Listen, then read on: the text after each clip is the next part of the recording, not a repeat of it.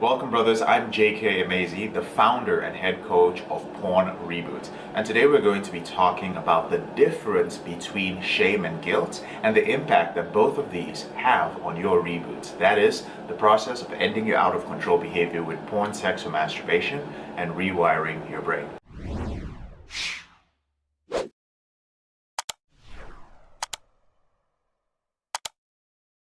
Now, one of the things that you are struggling with when it comes to your behavior with pornography and masturbation is shame and guilt. But if you don't know the difference between both of them or the impact that they have on your reboot, then it's going to be rather challenging to use any techniques or coping strategies which you learn in your journey to end your out of control behavior. One of the things that I realized, or what happened to me personally when I was addicted, is that I would tell myself that I wasn't going to do something, and I would tell myself that I wasn't the type of person who slipped, who was addicted to pornography as an adult. I mean, I was in my early 20s and I was still jerking off as if I was 14, 15 years old. And I didn't like it. So I would always tell myself, JK, you can't do this anymore. You've got to quit this bullshit. But then I would do it again and again and again. And sometimes I'd do it 3 times, 6 times. I'd just do it multiple times in a day, okay? I don't even want to go back there. But I would feel shame. And the crazy thing is, I would feel ashamed of the person that I was, and this in turn would cause me to watch more porn because I wanted to feel better about my shame. It took me a long time to realize this terrible cycle, and you might be able to relate to it. You might be going through the same thing. So the place to start when it comes to dealing with shame and guilt is to actually understand the difference. Now, the first thing to understand is that if you do not deal with shame in your journey to end your out of control behavior, you are going to relapse. It's just one of the stages. Like in a video game, you've got to beat that boss before you can get to the next level. You simply cannot do this while you're living in shame. If you're living in shame and you work with a therapist, you work with a counselor, you work with a coach, you're part of a group, whatever you're doing this on your own, whenever you have shame, you're going to notice that each time you slip and relapse, you feel terrible about yourself. You'll find yourself comparing yourself to other people a lot, and then you'll just run away from the reboot process. You'll stop visiting with your therapist, you'll stop talking to your accountability partner, you'll stop being part of a group. It is shame that causes you to stop doing that. That's why I say it's something that must be dealt with before you can move forward. Now, the difference between shame and guilt is this. Shame is when you see yourself as somebody who is a bad person and who is unworthy. So the statement would be, I am a bad person. While guilt is a negative judgment of a behavior, for which the statement would be, I have done something bad. So shame identifies you as a bad person or a person who is unworthy of something, while guilt only identifies the action that you took. Why is this important? This is important because shame actually makes your behavior worse because it is who you are. You identify as a person who is bad and unworthy. And if you are unworthy, then you are unworthy of rebooting. You are unworthy of having the right accountability partner.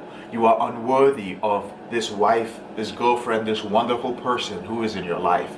You are unworthy of being in a group with other like-minded men. You feel unworthy of everything. How are you going to move forward when you yourself believe that you cannot move forward? That is shame. But here's the thing with guilt. We all think that guilt is something negative.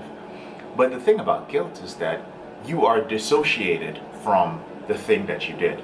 And what that means is you know you did something, but you don't necessarily identify as a bad person. You could very well be thinking, I'm a good person or I'm an okay person, but sometimes I do bad things. The beauty of guilt is that guilt can be a great motivator for you to end your behavior. It is the guilt of being a good person to your wife and to your partner, or to your community, or to whomever you are leading.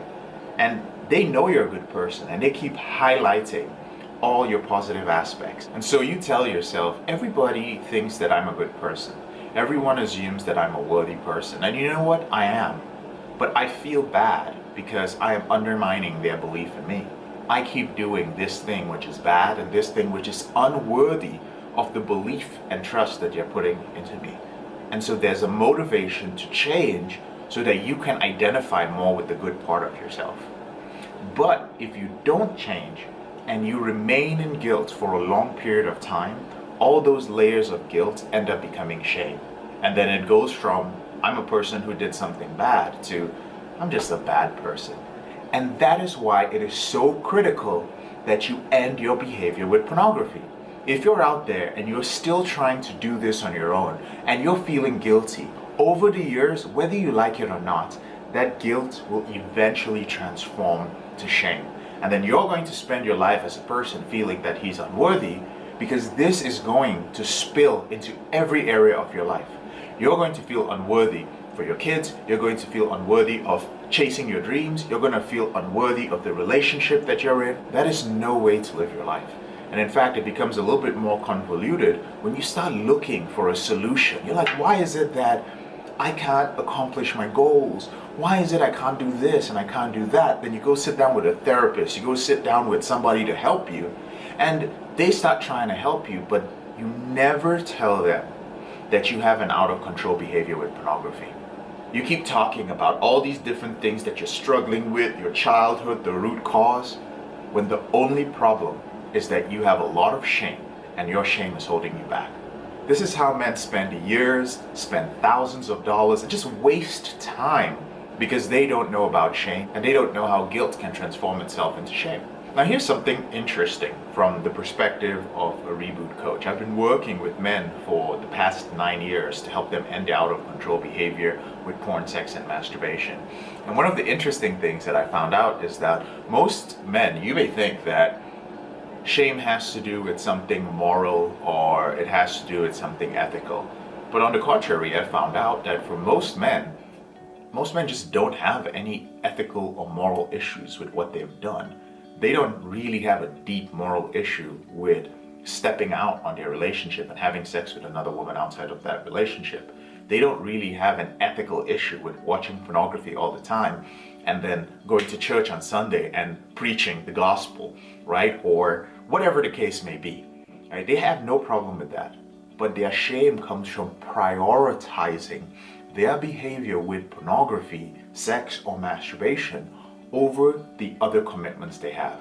When you start prioritizing your behavior with pornography and masturbation over your kids, over your relationship with your wife and your intimacy and the sex that's involved in that intimacy, when you start prioritizing it over your colleagues, over your employees, over the people who are important to you, that is where the shame starts developing.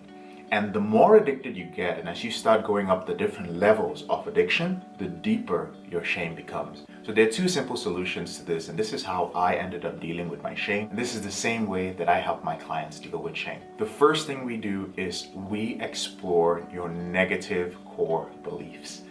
There are certain beliefs which are causing you to believe that you are a bad person and that you are an unworthy person. And you may often hear me say something like, you've got to shine a light on your shame. When you shine a light on your shame, it reduces, and this is how you can move forward in your reboot. Well, that involves identifying what these beliefs are. That's the first thing.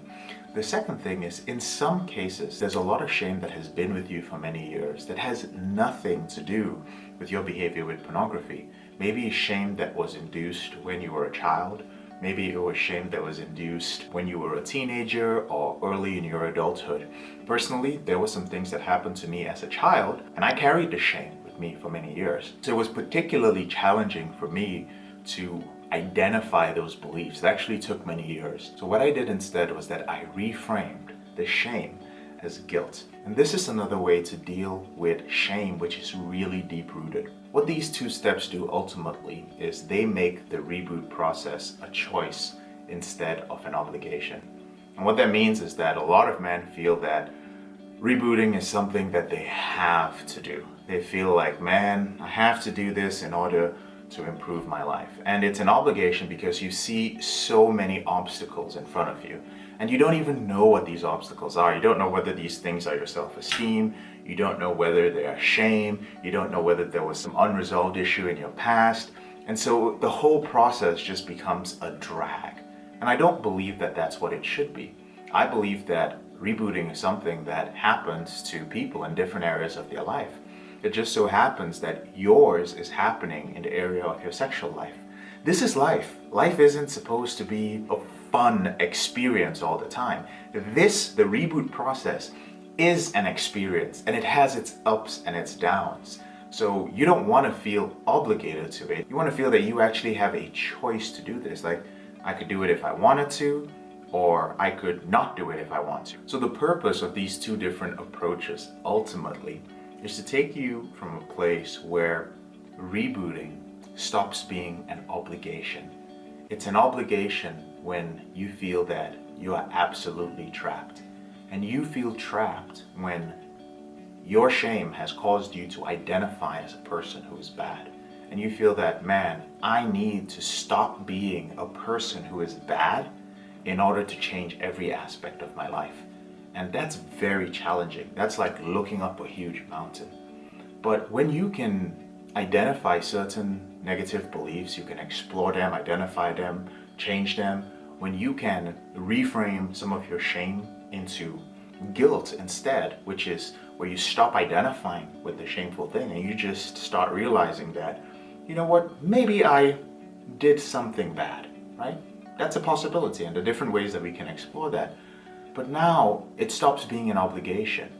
The reboot process becomes a choice, and you don't want to feel like you're a prisoner, not to your addiction, and certainly not to the recovery process, right? Neither is good. You want to feel as if rebooting is an actual choice for you. And that's one of the things that we do at Porn Reboot. I'm JK, your brother in this struggle. Thank you so much for watching this video on the difference between shame and guilt. Whenever you're ready, there are a few ways I can help you end your out of control behavior with porn and masturbation. The first way is to download my free ebook. There's a link to it in the description below. It's called Confessions of a Porn Addict, 7 Secrets of Porn-Free Men. The second way is to join our free Facebook group. It's a great place to start getting accountability partners and learning more about our system. And the final way is, if you're one of those guys who needs to end his behavior soon, if you're tired of not making progress on your own, if you need a mentor, or if you need a step-by-step system, you may be a good fit for one of our coaching groups. And the best way to find out if you're a good fit is to speak to one of our trained reboot specialists. So there's a link to speak to them in the description below. And brother, if you found this video helpful, please like it, drop a comment below, and share it with 3 men who you feel might benefit the most from it. And don't forget to subscribe and click on the little bell icon so you can get notified each time I release a video. I release videos 4 times a week. I'll speak to you later in the week.